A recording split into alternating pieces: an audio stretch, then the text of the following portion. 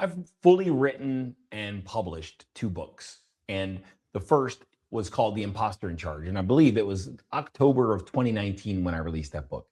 And the second I released in August of 2025 called Inner World, Outer World. And it's really, really good. I highly recommend Inner World, Outer World. And it's like all my spiritual beliefs and all of just higher level perspectives, in my opinion, higher level perspectives all put in the same volume.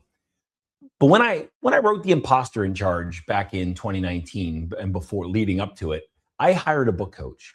And because I had never written a book before, and I totally believe in mentorship and having a guide, having someone who's already solved the problem and knows how to solve it easier, have that person in your life so you can, you can make the path to achieve what you want to achieve, to accomplish what you want to accomplish, to make it a little easier, all right? Or make it a lot easier. But when I hired my book coach, one of the things that I remember her speaking and saying, and I'll never forget this, is when you're working on your book is working on you. And that was a very, very profound statement. And I've actually, now that, when she said that, and I really connected to that understanding and that belief, and I started seeing that everywhere, because when I release a podcast episode or I record a podcast episode, I'm working on it, but it's working on me. I'm learning things as I'm teaching. And when I get on here, I don't have a script. I have a topic in mind, and right now I have a little note card in front of me with 5 things that I'm going to share today. But I don't come on here with like a script. I just have kind of like a plan, a subject, and a plan. All right. And when I start producing or I start recording my podcast episodes, it works on me, and I'm learning as I'm teaching, and it's really cool. The same thing happens anytime I've written blogs or, in my books. And right now I am working on my 3rd book. Actually, I'm probably working on my 50th, but I've only released 2 because I never got to the finish line with many of them. But the point is I am working on my 3rd volume that will be released. It will be published. And I'm in the writing process. And the working title of this book is Built to Give, Rebuilt to Receive. And what it's all about is there are people in this world that have a really, really easy time receiving.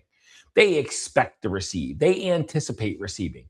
They feel loved and supported by life and by God and by the universe. And they recognize that they deserve goodness in their life, and they have no problems receiving it from people.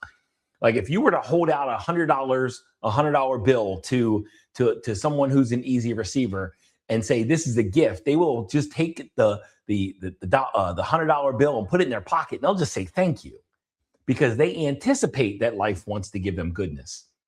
But for most people in the world, receiving is very difficult.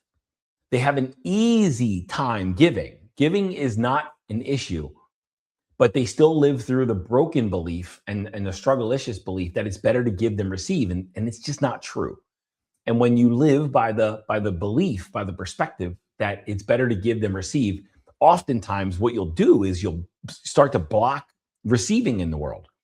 And if you were to hold out $100 bill to someone who's not an easy receiver, who struggles to receive, they'll try to immediately, they'll like say, no, I can't do that. Or they'll try to earn it or deserve it or understand what they have to do for it and what your expectations are, because they've like applied so many conditions to the receiving process. They don't just feel so worthy and valuable that they believe and expect and anticipate that life's going to deliver goodness in their lives. They are built to earn, to deserve, to struggle, to immediately reciprocate, and not just receive for the sake of receiving, to honor and recognize the miracle that they are. So there are easy receivers in this world, and there are people that block receiving. And if you really pay attention, if people block, if you give them a compliment and they push it away, if you try to help them and they try to get you to stop, if they don't ask for help, if they don't accept support, if they don't allow other people to help them, if they don't look at life as a team sport where we're all here adding value to each other, then oftentimes they're going to be really easy givers, but they're going to be strugglicious receivers. And that's what Built to Give, Rebuilt to Receive is all about. It's about taking someone who's a really good giver that builds and derives self-worth and self-esteem through giving, but also levels up their receiving game that makes receiving shameless and guiltless and easy.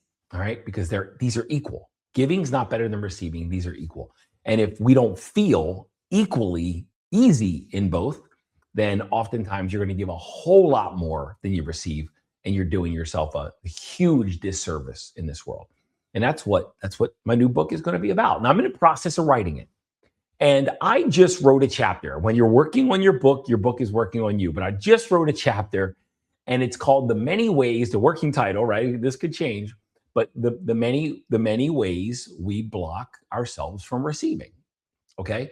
So, because we do block ourselves from receiving in many, many, many ways. And this causes overgiving, this causes over-delivering, this causes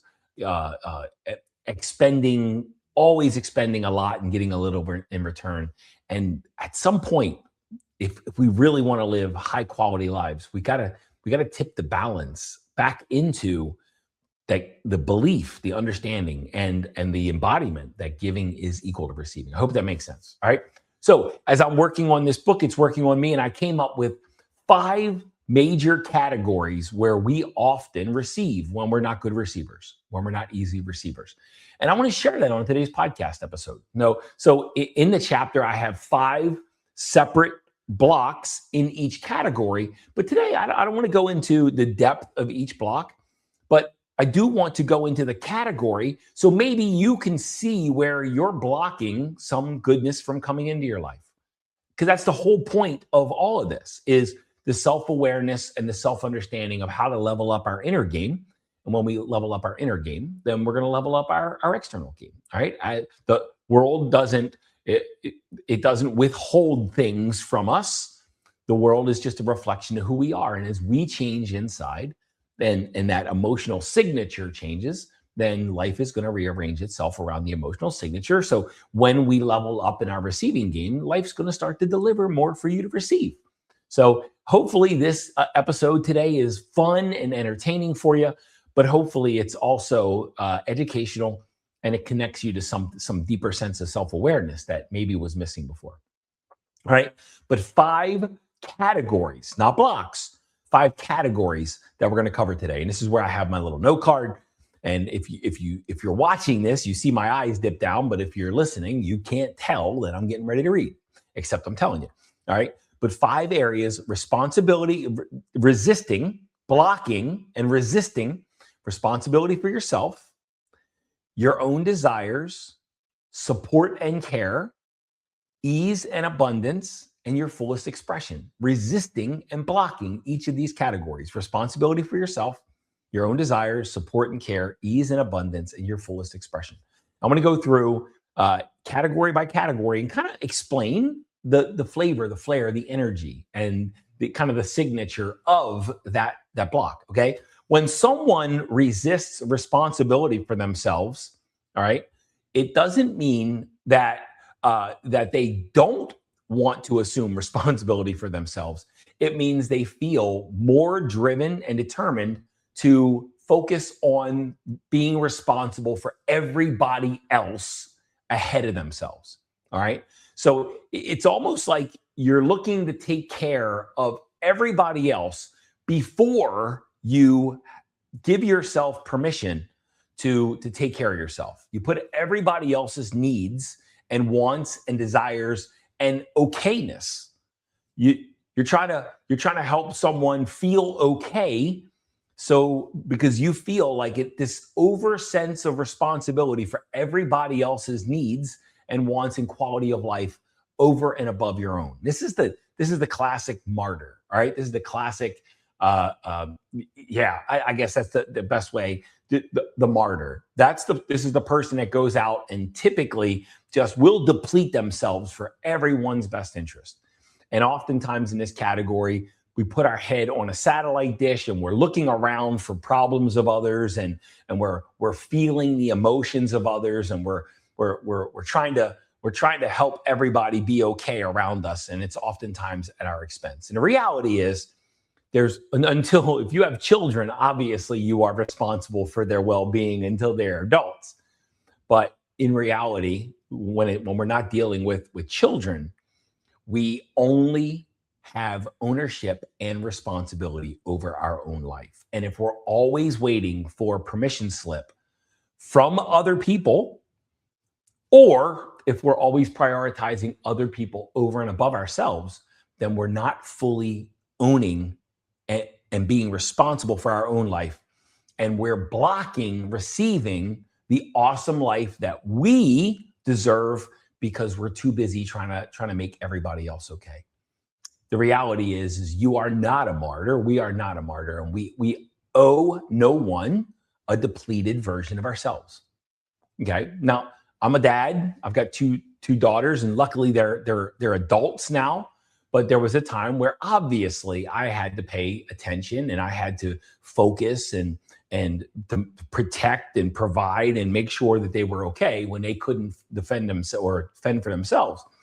But when we're dealing with adults, if you allow them to own their life and you allow them to be responsible for their life, oftentimes they'll find a way out of their own problems without you solving them for them, if they really want their problem solved. And sometimes people have problems just so they get attention. So when we prioritize ourselves and we stop paying attention, they stop coming up with problems, right? But block number one to receiving is resisting and blocking full responsibility for yourself. I hope that makes sense, all right? Put yourself first. Put your needs first. And your wants are just as important as everybody else's wants. So are your needs, all right? Got to own yourself, own your wants, own your needs.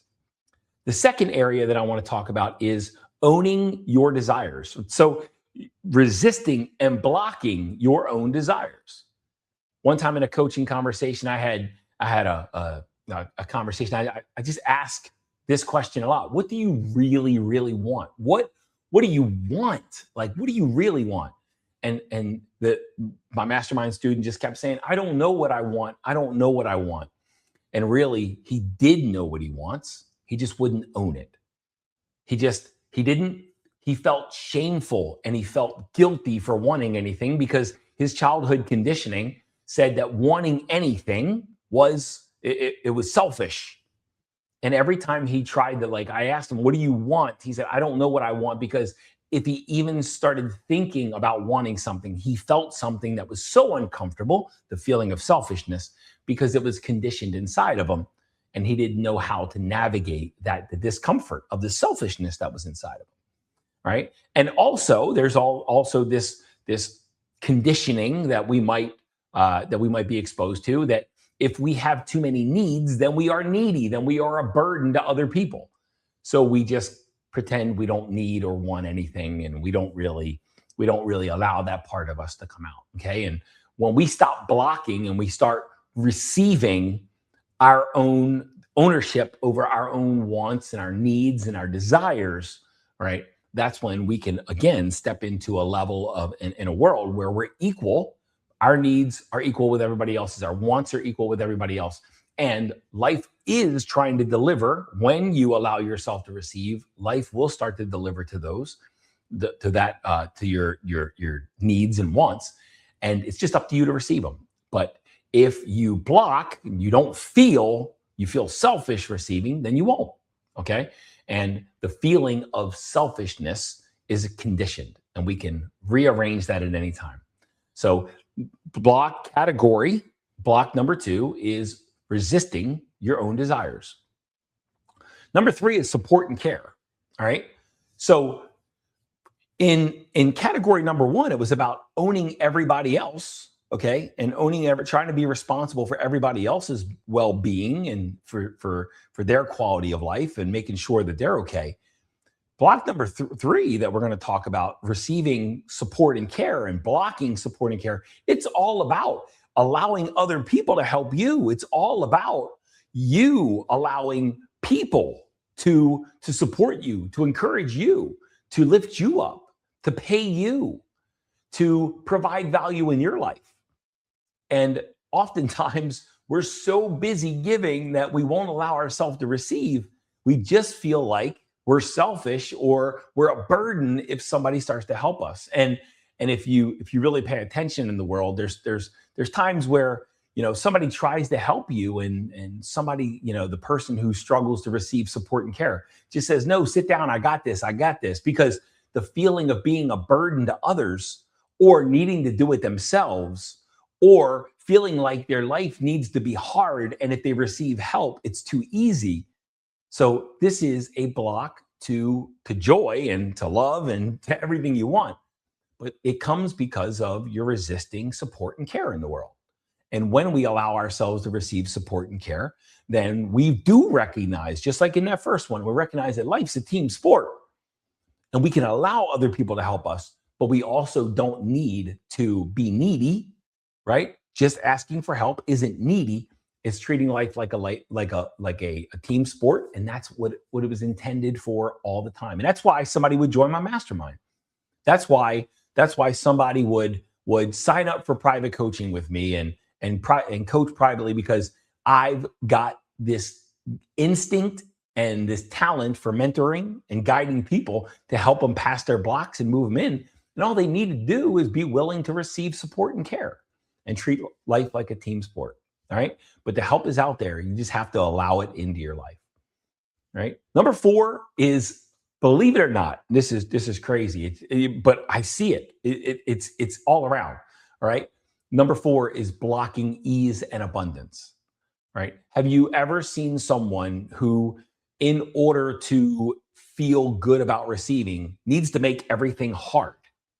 Right. Needs to earn it, needs to deserve it. One time I was in a workshop and there was a gal right in front. And I said, what if you gave up the story and you allowed goodness to show up in your life? You allowed money and you allowed success to show up in your life without ever needing to earn or deserve anything else. And she said, that doesn't even feel good. Like her insides started quaking because she associated achievement with earning and deserving. Like, just because she was a human being, a miracle, she already didn't deserve it. She had to effort, she had to stress, she had to struggle, she had to do hard things to be able to give herself permission to feel like she had earned and deserved it. And only then could she let it into her life. But oftentimes, when you're blocked in this category of ease and abundance, you never truly give yourself permission and never sign that permission slip to allow yourself to receive equally what you really do deserve, just because you're breathing, right? But category number 4 is to block ease and abundance.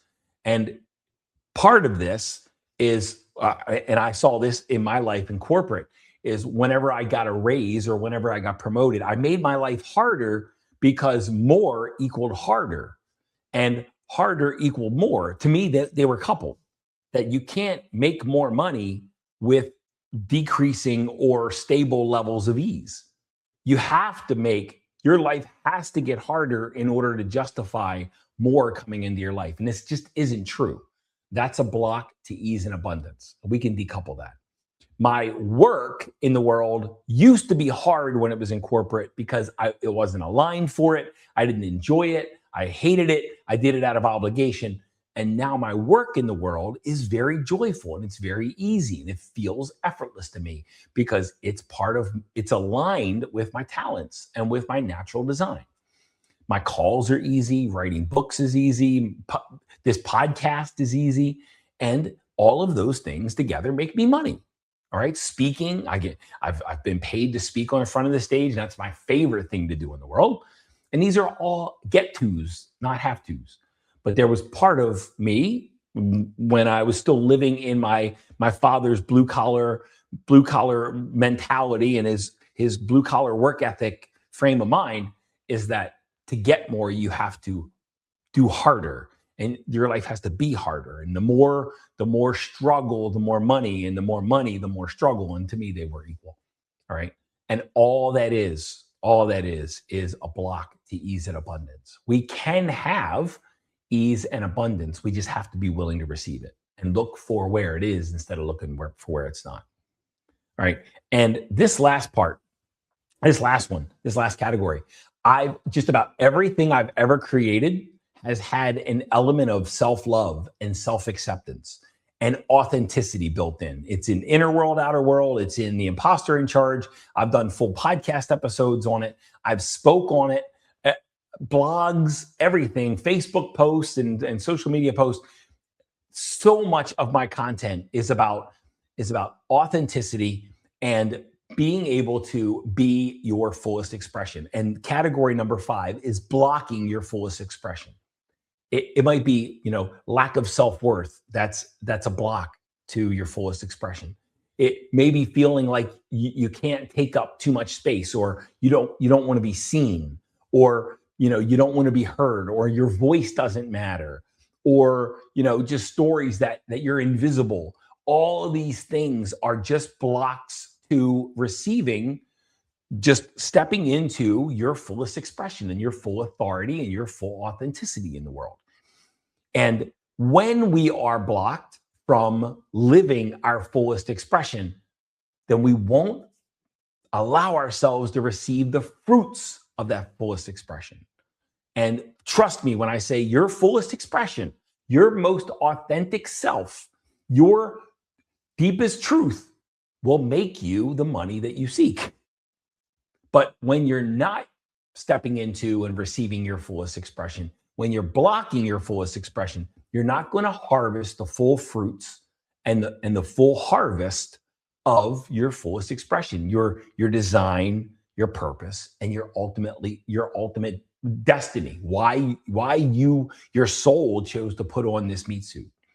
And when I say put on the meat suit, I remember last couple of podcast episodes I shared that your soul carries the dream, your mind creates the dream, but it's up to your body to receive it.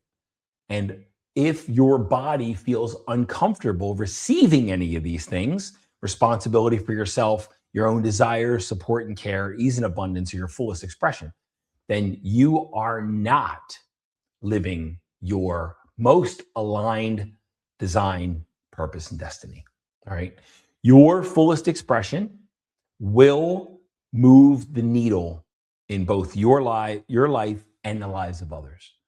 And if any of that is blocked, if you don't accept yourself, if you don't love yourself, if you don't speak your truth, if you're trying to be nice and you're withholding your truth, then you're not really allowing yourself to come out and play. And that's a block to receiving the fruits of your fullest expression, but it's also blocking feeling the power within your most authentic self. Guys, I'd love to hear your thoughts. I'd love to hear what your thoughts are on this. If you're listening, email me. I've got in the show notes, I've got, Mike at innerwealthglobal.com is my email address. If you go to the website, innerwealthglobal.com, there's a form. I'd love to hear back from you. Get in touch with me. I'd love to hear your thoughts. If we're on Facebook, when I promote this on Facebook, if you get in there and listen to the episode, I'd love to hear your thoughts on these 5 categories. And I'll go over them again. No, category number 1 is resisting responsibility for yourself. Category number 2 is resisting your own desires, your wants and needs. Resisting support and care, supporting ease or resisting ease and abundance, and resisting your fullest expression, your truest nature. I'd love to hear your thoughts on this. And where are you blocking yourself? And the question, as we do more of this work, right now you're built to give. All right, you're probably a really, really easy giver. Okay, I went to a seminar one time, and the speaker started off, "How many of you love to help people?" And everybody raised their hand. And he said, "Okay, now how many of you love to ask for help?" And like 2 hands went up. All right, and you have probably been, if you're like most people, you've been conditioned and programmed to give easily. The question I have for you is, are you willing to be rebuilt to receive as easily as you give? It's not an act of selfishness. It's not an act of painful selfishness, but it is an act of healthy selfishness, leveling up your own significance equal to everybody else. Okay, you're a miracle just like everybody else. You deserve ease, abundance, your fullest expression. You deserve support and care. You deserve all this. You just have to allow it into your life. Question is, are you willing to rebuild yourself and your nervous system in order to receive everything that you deserve. And you deserve everything.